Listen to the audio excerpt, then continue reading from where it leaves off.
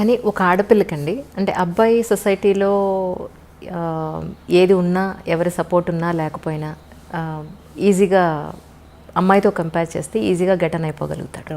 కానీ ఒక అమ్మాయికి పేరెంట్స్ సపోర్టు, పేరెంట్స్ తర్వాత ఒక మంచి భర్త సపోర్ట్ లేకపోతే అంత ఈజీగా ఏ ప్రొఫెషన్లో ఉన్నా పైకి రావడం ఈజీ కాదమ్మా, చాలా టఫ్ అది. కాకపోతే నాకేంటంటే ఫస్ట్ మదర్ ఫాదర్ పోవడం వల్ల లైఫ్ విలువ, వాల్యూ, బాధ్యత అన్నీ ఆటోమేటిక్గా దేవుడు నాకు తెలిసేటట్టు చేశాడనిపిస్తుంది. సో రైట్ టైంలో ఒక ఏజ్లో మ్యారేజ్ కూడా అది కూడా నాకు దేవుడు చేశాడన్నదే. ఎవరు లేరు కదా పెద్దలు, ఇలాగ ఈ అమ్మాయికి పెళ్లి సంబంధం చూడాలి, ఈ అబ్బాయికి పెళ్లి చేయాలి అనేది చెప్పేవాళ్ళు లేరు, చూసేవాళ్ళు లేరు. నాకు ఉన్న తల్లిదండ్రులు ఇద్దరు పోయారు. నాకు తెలియకుండా నా లైఫ్లో నా భర్త ఆయన రావడం, కలవడం, అనుకోవడం, పెళ్లి చేసేసుకో ఆల్ ఆఫ్ సడన్ అన్నీ 6 to 7 monthsలో జరిగిపోయినాయి. సో రైట్ టైంలో రైట్ డెసిషన్ అంటారు చూసారా, అలాగా రైట్ టైంలో దేవుడు ఆయనే నాకు అంటే ముక్కోడి దేవతలు పెళ్లి చేస్తారన్నట్టు ముక్కోడి దేవతలు దీవించినట్టు ఉండింది నాకు మంచి భర్త ఇచ్చి. రైట్ టైంలో ఒక సపోర్ట్ ఉండాలి అన్నది జరిగింది. సో లైఫ్ ఇదైంది. బట్ ఆడపిల్లలకి ఎప్పుడూ తల్లిదండ్రులు ఉండాలమ్మా. కొంతమందికి స్మూత్గా వెళ్తుంది, కొంతమందికి టఫ్గా ఉంటుంది. సో నాకేంటి అన్నీ దెబ్బలే కదా జీవితంలో, అన్నీ స్మూత్గా ఎప్పుడు లేదు నా లైఫ్. అన్నీ టఫ్గా దెబ్బలు తింటూ నేర్చుకుంటూ ముందుకు వెళుతూనే అనుకున్నది సాధించాను. కాబట్టి మా ఫాదర్ ఒక కోరిక నేను నెరవేర్చాను, పెద్ద స్టార్ అవ్వాలన్నది. దాని తర్వాత మా భర్త సేమ్ అదే బాధ్యత ఆయన తీసుకుని, ఆయన కూడా అక్కడితో ఆపలే. పెళ్ళైన తర్వాత ఏదో ఇంట్లో కూర్చోబెట్టడం లేదు, ఆయన కూడా ఆ బాధ్యత తీసుకుని ఆ టాలెంట్ ఉన్నవాళ్ళు ఇంట్లో ఉండకూడదు అన్నది ఆయన ఆలోచన కూడా. సో ఆయన కూడా దాన్ని అలా కంటిన్యూ చేసి మీకు కర్తవ్యం అన్నది ఆయన ప్రొడ్యూస్ చేసి, సో ఒక హీరో ఇమేజ్ తీసుకొచ్చింది మా భర్త. అంటే తను ఓన్లీ ఒక హౌస్ వైఫ్లో లేకపోతే ఈ గ్లామరో ఇలా కాదు, ఇంకేదైనా కొత్తగా చేద్దామని పోలీస్ ఆఫీసర్ది కర్తవ్యం అన్నది ఆయన ప్రొడ్యూస్ చేశారు. ఇంకా దాని తర్వాత లేడీ అమితాబ్ ఇవన్నీ వచ్చినాయి. అండ్ ఓసే రామలం అదే పెళ్లి చేసేసుకున్న తర్వాత ఇంట్లో కూర్చుని ఉంటే కర్తవ్యం ఉండేది కాదు, ఓసే రామలం ఉండేది కాదు, ఆ హీరో ఇమేజ్ వచ్చేది కాదు. సో క్రెడిట్ ఐ థింక్ మా హస్బెండ్కి ఇవ్వాలి. నేను జనరల్గా మనకు ఉంటుంది చాలే పెళ్లి చేసుకున్నాం సెటిల్ అయిపోదాం అనుకుంటాం, కానీ అలా అనుకోలేదు. ఇంకా అది కూడా కాదు, దాని తర్వాత మళ్ళీ పాలిటిక్స్ కూడా నా మనసులో ఉంటుంది మనకి, కాకపోతే అవన్నీ జరుగుతాయా అని ఒక డౌట్ కూడా ఉంటుంది. కానీ వెనక నేను సపోర్ట్ చేసి ముందుకు నడిపిస్తూ ఈ దారిలో వెళ్ళు, ఈ దారిలో నువ్వు చేయి, నీ డ్యూటీ నువ్వు కరెక్ట్గా చేయి, ఆటోమేటిక్గా అన్నీ సర్దుకుంటాయి, మంచి జరుగుతాయి అన్నది ఆయన చెప్పింది. ఇంకా అలాగా. కానీ ఒక విమెన్ ఏ ఇండస్ట్రీలో ఉన్నా సరే ఒక ఇమేజ్ తెచ్చుకోవడం, వాళ్ళకంటూ ఒక గుర్తింపు తెచ్చుకోవడం అనేది చాలా కష్టం.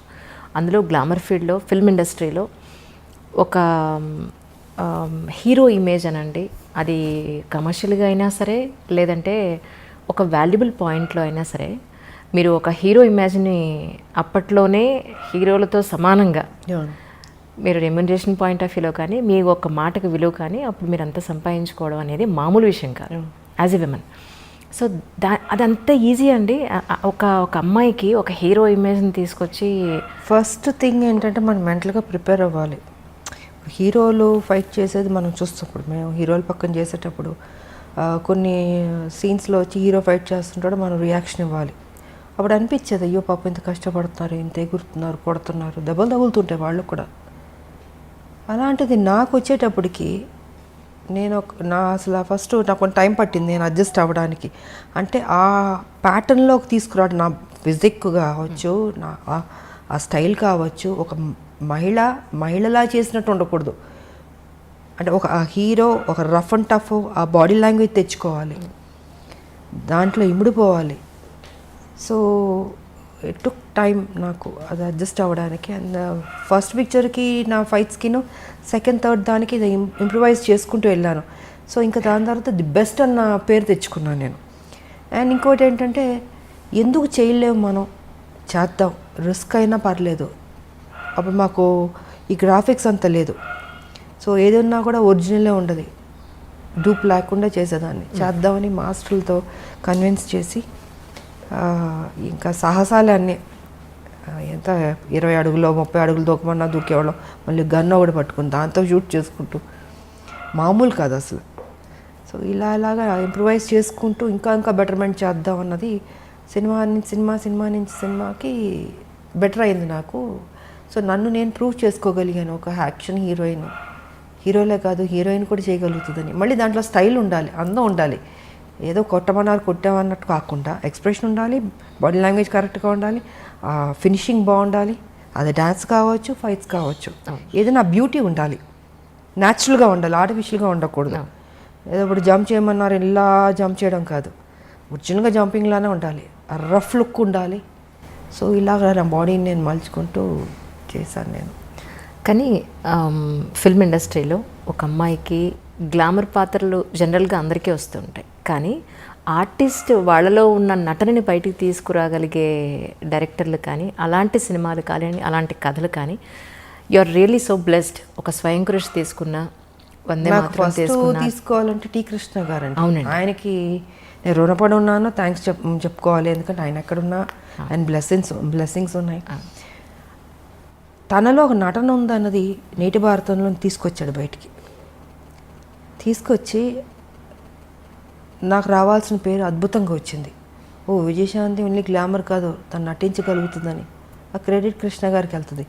ఆయన ఏం చేశారు, అక్కడితో కాకుండా ఆయన అన్ని సినిమాల్లో విజయశాంతినే ఉంచాలి అంటే ఆయన మైండ్ సెట్లో ఏముంది, ఓ రెవల్యూషనరీ ఫిల్మ్స్ అంటే అది తను సూట్ అవుతుంది, ఆయన రాసుకున్న కథకి ఆ పాత్రకి తను న్యాయం చేయగలుగుతుంది, తన ఎక్స్ప్రెషన్స్ బాగా రాబట్టగలుగుతుంది, సో బాగుంది అన్నది ఆయన మైండ్లో పెట్టుకుని ప్రతి సినిమాకి ఇంక తనే ఉండాలి, శాంతమ్మే ఉండాలి. ఆయనతో ఆప్యాయతగా పిలిచాడు శాంతమ్మ అని. సో ఆయన ప్రతి సినిమాలకు పెట్టేవారు. నేను ఒక స్టేజ్లో అన్న అని పిలిచేదా, అన్న మీకు బోరు కొట్టదా, అన్ని సినిమాల్లో నేనే పెడతాను, ఇంకొక హీరోయిన్ పెట్టండి అన్న.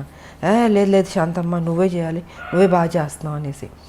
ఒక స్టేజ్లో అయితే ప్రతిఘటన అయితే నేను అన్నాను, కథ విన్నాను బాగుంది, బట్ నాకు డేట్లు కుదరలేదు, టోటల్గా బిజీగా ఉన్నాను. అప్పుడు అన్నాను, అన్న కుదరట్లేదు అంటే, నువ్వు చెయ్యాలి, ఇది నువ్వు చేయకపోతే నేను చెయ్యను, భీష్మించి కూర్చున్నాడు ఆయన. ఇంకా ఏంటంటే ఆఖరికి అందరు ప్రొడ్యూసర్లు రిక్వెస్ట్ చేసి ఒక నెల నాకు ఇవ్వండి అని 1 month నాకు వెళ్ళాను. వైజాగ్ వెళ్ళి కంప్లీట్ చేసుకుని వచ్చేసాను. సో అంటే నేను చేయలేను అనుకున్నది దేవుడు కూడా అక్కడ కూడా నువ్వే చేయాలన్నట్టు చేయించాడు. అదొక మలుపు. మళ్ళీ సూపర్ స్టార్ అన్నది ప్రతిఘటనతో స్టార్ట్ అయింది నాకు ఆ టైటిల్. కానీ అప్పట్లో ప్రతిఘటన అంటే ఒక రెవల్యూషన్ తీసుకొచ్చి, అసలు యాక్చువల్గా చాలా చిన్నమ్మాయి నేను. ఎగ్జాక్ట్లీ. అందరూ ఏమన్నారంటే, అదేంటి కృష్ణ మరీ చిన్నపిల్లతో యాక్ట్ చేపిస్తున్నావు, ఒక లెక్చర్ క్యారెక్టర్ అంటే ఒక 30 ఏళ్ళు 40 ఏళ్ళు ఊహించుకుంటారు, బట్ ఆల్మోస్ట్ చాలా యంగ్ నేను అంటే అందరూ క్రిటిసైజ్ చేశారు. అదేంటది ఆవిడ మరీ చిన్నపిల్ల ఉంది, చేయగలుగుతుందా, చేయలేదు, తప్పు చేస్తున్నావు, డెసిషన్ రాంగ్ అవుతుంది అని కృష్ణ గారితో. అంటే నాకు తెలుసు ఏం చేయించాలని కొంచెం గెటప్ అంతా వేసి మూడేసి కొంచెం పెద్ద అమ్మాయిలా కనపడేటట్టు చేసి నేను కూడా ఛాలెంజ్గా తీసుకున్నాను. ఎప్పుడైతే క్రిటిసైజ్ చేశారో నువ్వు చేయలేవేమో అని, ఎందుకు చేయలేను, నన్ను ఎప్పుడైనా అలా అంటే నాకు ఊరుకోనేను, ఇంక దాన్ని ఛాలెంజ్గా తీసుకుంటాను. ఇంక తీసుకుని